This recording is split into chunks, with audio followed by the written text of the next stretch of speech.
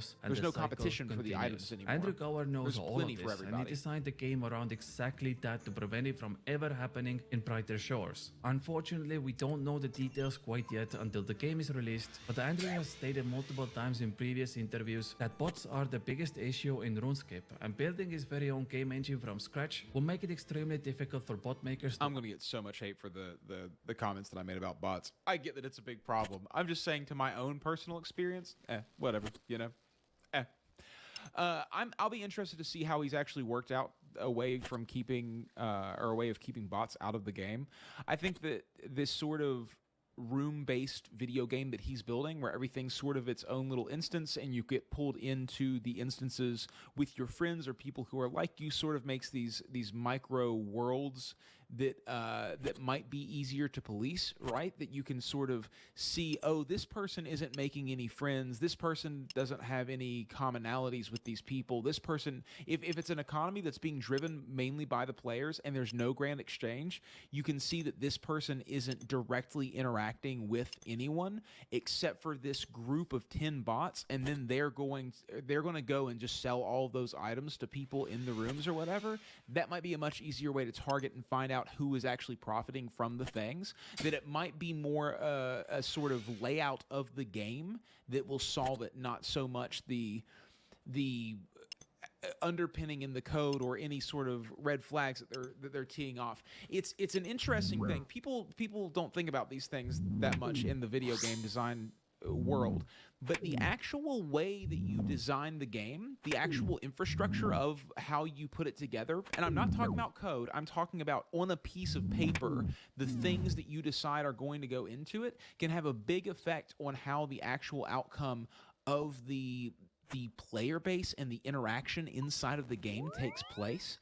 So the fact that he's building all of these little rooms, I find that really interesting. It's almost like have a hotel, but in an MMO, and everything instances in and out. And that's really odd. Really odd. I've never seen, at least in recent years, I haven't seen anyone say that they're going to do this, and it makes me think that he has a reason for it. I theorized before that it might be because it would be cool if you knew that your friend was super into mining, so if you want to find your friend, you just go down to the mine area, and then you can instance into a mine that has him and just a couple other people, and that would be a really cool, very living, feeling world for you to exist in. But after hearing this, that he thinks that he's solved the problem of bots in video games with this video game, it makes me think that maybe the layout of it has something to do with that. Actively seek out gold farming. Harder to hide, and honestly, sort that of. is great news. Once again, just thinking outside the game, before we even get into the details, those are two big reasons why players could have a very enjoyable gaming experience. And you know something else? I recently found out that over 88% of my viewers aren't subscribed to my channel. So if there was another big reason to join our community, guys, hit the subscribe button. This is it. Because For me. I'll tell you what, 2024 And is him, going to be a obviously, great but for year, me, and you don't want to hit the miss subscribe out. button. Thank you very much. Did it light up when I said subscribe? What about the game itself? Well, we already have tons of information on how the game is gonna work. Many RuneScape players call this the next generation of RuneScape, and that is for one reason. Brighter Shores simply does many things better than RuneScape, and there are game features that I wish we had in our current game. Firstly, I want to talk about one of my personal favorite features, which is the examine options. If you don't know how the examine option works in RuneScape, you can basically click any object, NPC or item in the game, and you get back a flavor text. Usually it's pretty basic. Sometimes it has good comedic value, like the camo top which says examine what. That is some top-notch, dry, British humor. However, for Brighter Shores, the examine options are their own entire... We had camo days at my high school because I went to the Deep Woods High School, dude. We failed all the math testing in the standardized testing every single year. There was like 0.7% of people who were above passing in that section. So we had camo days because we were legit, and people would come to school in full ghillie suits, dude. It was nuts. interface with Camo tons was of very useful common. information. This time around, instead of right-clicking an NPC and using examine option, instead a new interface menu is brought up, and it has detailed information about each item. It could be something as simple as broken card, which reads, I hope they were insured, and it's coming in clutch with that same dry humor cool. again. Or it could be a rare item that gives you detailed description on what that item does. In this case, the wrinkled starfish, which costs 380 bronze coins and boosts your stats. Not only that, but the examine cards also hold a lot of other useful information like health bars, combat levels, immunities, and much you more. actually In collect RuneScape, we have a spell called Monster Examine, which gives all the information to the player after you spend hours completing quests, unlocking spellbooks, and only then you can examine certain monsters. But it seems that for Brighter Shores, this option is available to all players from the beginning, which allows you to strategize against monsters and find their weaknesses. The reason why you would want this system is simple. The combat in Brighter Shores seems to be much more punishing. Once you enter the room, you can't just leave because the exits to the room are locked until you cast an immunity spell, and that spell That's really cool, actually. So no instant teleporting. Oh, so every encounter you make could be really, really dangerous if you don't know what you're doing. That sounds really cool. This reminds me of playing older games where I mean, it was just dangerous to go out into the world. I don't know if you guys remember this, but I would play RuneScape and try to overcome challenges with basically no items on me because I was afraid of dying and losing my items. This is really cool. Okay, that's really cool. take some time to activate. The entire purpose of this is so you can't just jump around between different rooms to lose aggro. In fact, funnily enough, this exact system was used in RuneScape Classic 25 years ago, where you couldn't just escape combat anytime you wanted, and getting into the Dude, I remember this menu. Sometimes I just think about RuneScape Classic and it feels like a fever dream because I only played it for 5 or 6 months or so, maybe a little bit longer before RuneScape 2 came around. And just seeing all of this, I forgot about this transparency menu that popped up and you could just switch between all of them.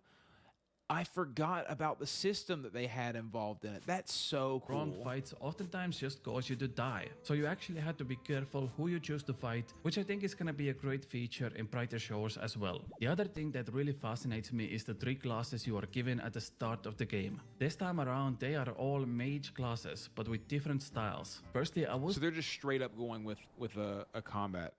They're all mage, or with a class system, and they're mage styles? Game. This time around, they are all mage classes, but with different styles. Firstly, I will say that you can purchase membership on one account, and that allows you to play on 3 different characters. So you can try out all the 3 classes the game has to offer without needing to spend extra real-life money. In fact, the game itself is free to play, so you don't even have to pay any money at all. You can just download it once it comes out and give it a try to see if you like it. But let's get back to the classes. So it has 3 of them, and all are identified as mage classes. The first is Cryonite, which is a melee-style magic class with ice spells. So for old school RuneScape players, it has some similarities to the Blue Moon armor, which combines magic and melee together for some powerful damage. The second class is Guardian, which has some ranged weaponry and nature magic. And the final class is Hammer Mage, which uses storm magic, and I imagine the power of your spells is also attached to your weapons in some form. Training all of these classes up is going to be much more easier than it currently is in RuneScape. In fact, Andrew seems to even encourage players to gain experience while they are logged out. In this picture, you can see the text passive activity until you log back in, meaning you can likely continue to gain experience very slowly in skills even if you don't play. There's actually Okay, I sort of take back everything that I said at the beginning of this video. There's a pretty good chance that if he makes this game fun to play and gives people a really good reason to play it, that it could take... He knows why RuneScape players play RuneScape, huh? Like, not only does he know why they play RuneScape, he understands the things that makes RuneScape really good. This is sort of what I talked about in my World of Warcraft video the other day, where I said that we were all hopeful for the War Within because of the fact that they are referencing the fact that they know what made World of Warcraft good and what made us all enjoy it and love it. And he's doing that with this. The fact that he's making hybrid classes that actually have a definitive you are this character sort of feeling, but they can do a little bit of everything still, they're going to use weaponry and still have magic, and you can be magic and arrows, or magic and ice, and sword and shield, and magic and two hammers. And it makes me feel that he's sort of creating a similar system that will feel like RuneScape without it just being a ripoff of RuneScape. That he in his head has gone, I see what they liked about RuneScape, and they don't even know that they're going to like this more, that this is going to be better. I've been thinking about this for 2-3 decades now. This is the way that it should have been. That makes me feel like that maybe he actually will be able to take over a large part of RuneScape's player base, because, I don't know. I mean, I think that people like RuneScape, and a lot of them don't even really understand what it is about it that's so appealing to them. They sort of have this concept like, I like setting goals and achieving them for myself and all. You could do that in any video game that you play whatsoever. The thing about RuneScape that makes it so appealing is sort of this interesting hybridization of your entire account, that everything interweaves together, and you have reason to do it all. So you don't miss out on anything in RuneScape if you play it as a vanilla main player. If you go in and you do all the quests, and doing all the quests necessitates that you get some skills, and getting some skills necessitates that you earn some money, and earning some money necessitates that you kill some enemies, and killing some enemies necessitates that you get some gear, and getting some gear necessitates that you get some skills, and getting some skills necessitates that you train your magic so you can teleport around faster, and training your magic so that you can teleport around faster necessitates that you kill some monsters, and killing some monsters, to kill those monsters you need to unlock them with quests. So that's what RuneScape is really good about. And the fact that he's sort of baking into it of there's going to be tied-in systems from the get-go. I'm setting it up to where there's not going to be any bots. He has all these ideas about how he's going to improve on his previous product. Gives me a lot of hope for this game. It goes in line with a lot of hope for this game. RuneScape ideology as well. Because as cheesy as it Sorry, sounds, I have a lot to say about it. It changing, seems, which means players just have less time to play. I feel like I'm getting a glimpse inside of his head by hearing some of these things that he said about it. No longer it's feasible to spend 12 hours a day just to gain few levels. The skills you train will still... He knows that people want to AFK this game, that they want to play RuneScape even when they can't play RuneScape, and they're willing to tap on a phone once every 4 minutes in order to continue to play RuneScape. People have literally made AFK games that are ripping off RuneScape. He is making a game that you can literally log out of and still be playing it.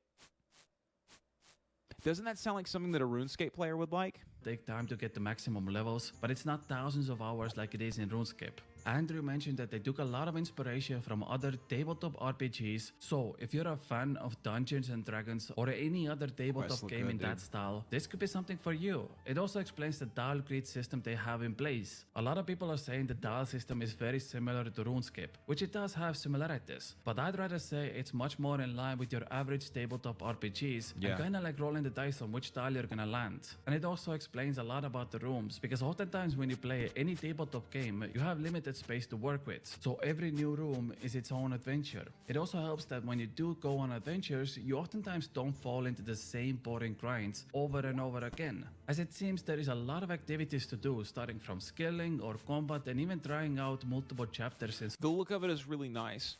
RuneScape is a beautiful game in its own right, but it's very simplistic. There aren't a whole bunch of variations in the areas that you go into as far as the set pieces that are going to be in those rooms. If you've seen a range in RuneScape, you've seen most of the ranges in RuneScape. This is cool. This is really cool. Look at this and tell me that you don't want to go and hang out in this room, that you don't want to see what the different cooking pots do, and if it's all the same thing, you don't want to see your character fry up some meat and then go over here and train on this so that it looks tell me that you don't want to see that. Storylines. For example, let's take fishing. The most active method seems to be spear fishing. Then we have firstly the solo fishing methods, and we also have the 2-player fishing, where each player holds one side of the net. Plus also the AFK method I mentioned before, which allows you to log out and still gain fishing experience among other levels. Or in the case of woodcutting, we have things like trimming the trees, using the normal woodcutting methods, or even having two-handed axes, which once again require two players to train the skill. So you're not forced to sit in one place for hours to gain experience. The rooms you see on the screen do have limited amount of players in them, and if that exceeds, another instance will be graded. These rooms have limits depending on their location. So for example, the marketplace will have more people in them, but something like boss areas are going to be much smaller. This means that you don't have to worry about getting crashed, and you also don't have to worry about word hopping like you do in RuneScape. In simple words, the game detects if you're being crashed by other players, and the best part is all of this will be happening on the back end, so the player has to never worry about any waiting time or loading times. Everything is flowing smoothly when you're jumping from one room to another, and there's no loading screens. Also, my personal favorite part about this is that let's say your friend is fighting a boss and you want to join them. The game will always put you in the same instance, so you don't have to worry about killing the same boss in different rooms. Once you're finished with skilling or bossing, you can either turn your supplies into desired resources or you can sell them at the market. Andrew's game theory is so good. His design work, his ideology behind what makes a game good, he understands that it's so much about these little tiny things that other people would never think about. He understands, because he plays games, he understands that it's about the feeling of playing the game more than it is about what the game actually is. It doesn't need to be this big flashy game about an assassin on a pirate ship. You don't need all of that. What you need is a game that feels really good while you're playing it, that feels smooth and slick, and it allows you to go and solve a goal for yourself without being too deeply encumbered with problems, that everything is always just a couple of steps away. It might take a little bit of time, but you can see how to get at least to the next part of your goal. And he knows how to make that happen just better than maybe anybody else. The only problem that I have with this idea that he has with this whole rooms are being added as they're needed thing, because I've noticed this playing Guild Wars 2, that occasionally it pops up and it says, hey, you're in an instance that is less populated than we would like it to be. Will you volunteer to move out of this instance so we can close it down? And I don't love those little interruptions to me playing the game, because it reminds me, oh, there's a thing going on behind me. So I hope that doesn't happen with this game, and that it's more natural than that. The game does have a very interesting currency system where you have... But I could see people being like, we can break this game if we just all force it to make a whole bunch of these instances and then just refuse to leave them. I could see people doing that. Golden coins, silver coins, and bronze coins. So basically 1,000 bronze turns into 1 silver, 1,000 silver turns into 1 gold, and so on. But all of this gold and resources begs one question. How does the game deal with bots and real-world trading? Well, first of all, the game is run on its own self-made engine, made by Andrew himself, which means it's going to be extremely difficult to make bots in the first place. Secondly, the player-to-player trading is only accessed if you buy the membership or the premium pass. So essentially, all the free-to-play players are Iron Man. They can discover new stories, play the game for hours, but if they actually want to trade other players, they need to spend real-life money to gain access to trade. I think that is totally fine. You know, the longer that I play video games and the longer that I play MMOs especially, the more that I realize that the longer that you can go without allowing yourself to purchase items from an auction house, and you actually learn and increase your game knowledge of what's going on inside of it and where everything comes from and how to get things, and you figure out your collections and all of that, that's really how you enjoy a game. Honestly, building up that knowledge base and committing yourself to that, it just doesn't feel anything like going and getting gold through buying bonds or whatever and buying the item yourself. It's such a different feeling whenever you do it yourself. Whenever you spend the hours in Camdizal to try to get those items, it just feels so much better. Which is going to massively limit the amount of bots that enter the game. Overall, it looks like Andrew with few other ex-Jagex moderators have made this as their only project, which is definitely a labor of love similar to how RuneScape development started over 25 years ago. And honestly, given our only options to play RuneScape-like games are RuneScape 3 and Old School RuneScape, it's about time there was some competition in this specific MMO style for Jagex. I think Jagex has been taking advantage of no competition for far too long now. now. And this is honestly good for everyone, the players and the companies. Competition always brings out the best in these scenarios, and I'm excited to see what everyone is cooking up. But the most important thing here is that RuneScape has proven that this style of MMO already works. And currently, I have no reason to think Brighter Shores is gonna be anything else but success. Andrew's heart seems to be in the game development, and I truly hope the game will be good. For his sake and ours, I'm at least giving the respect to try this out myself because he made me addicted to one of his other games that I've now played for almost 20 years. If you enjoyed this video and want to see more like it, consider. And that's the thing. That's what it really comes down to at the end of the day. It looks fun. It looks quirky. It looks entertaining. There's a lot of interesting things happening on screen whenever I see videos of it. But is it going to addict me? Is it going to be a game that I want to come back to, that when I'm done with it, I think about it? You know, I over the course of this video, I literally was thinking, when I get done with making this video, I can go lay in bed and I can get on my phone and I can go fish for the food that I'm going to need to finish my Camdesol grind and get my mace. As soon as I got done playing Guild Wars and I took care of a couple of things around the house, I immediately started thinking to myself, I could log back in tonight and continue playing my character. And then I think, oh no, I have to film if I do that, and I'm filming so I can't do that. I can't miss progress. Those games addict you in that way. They're fun. The gameplay loop is really entertaining, and if this game can do that, then I see absolutely no reason why it couldn't be an extremely successful game, and we'll find out. I feel more confident. Last video that I watched, I sort of was on the sort of side, and now I think, no, I think this game is actually going to be pretty cool. I think that it's going to be exciting. September 28th. I don't know why. I just feel like September 28th. Make the game come out, dude. Let me play it. It would be perfect timing for me. Get it out for me, Andrew. Like the video. Subscribe to it. It's good stuff. All right, guys. Be safe. Bye.